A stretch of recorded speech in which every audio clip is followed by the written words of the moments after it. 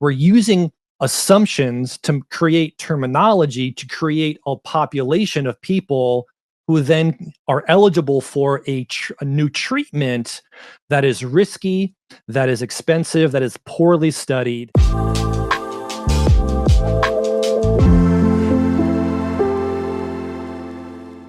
Another term that is important to know is gender dysphoria.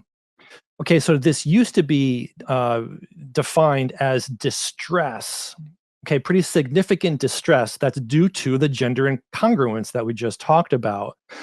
But I want you to know that the word distress has been substituted by the words dislike or a discomfort. Okay, so in the ICD-11, that's an acronym. It stands for the International Classification of Diseases, the 11th edition, so to speak. The terminology is more reflective of feelings based, of having a dislike or a discomfort rather than a more severe distress.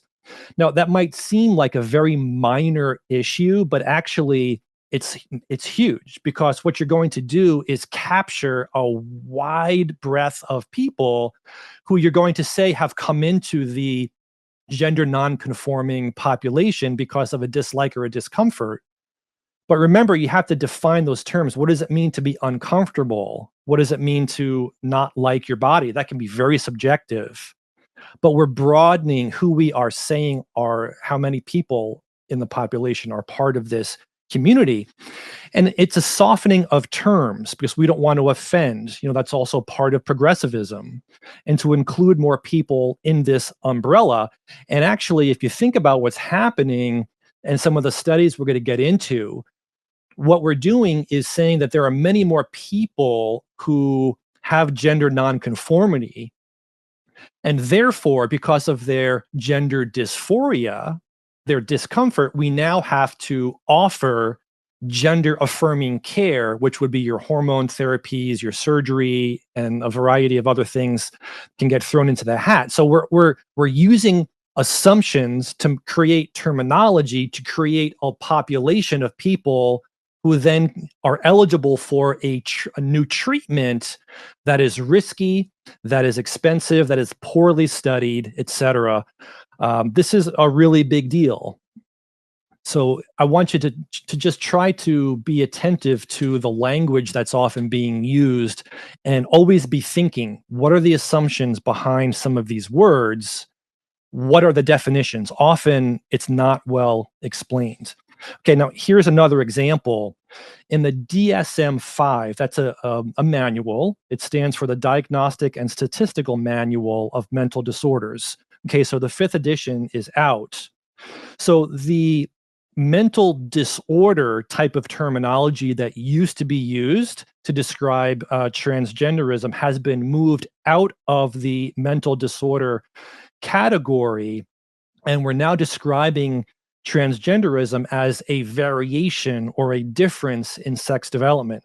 And this is especially important for the intersex subpopulation that we'll get to some other time soon. But it's basically saying that these are new genders, when in fact these are disease states or genetic defects, not new genders. They're disorders of the norm.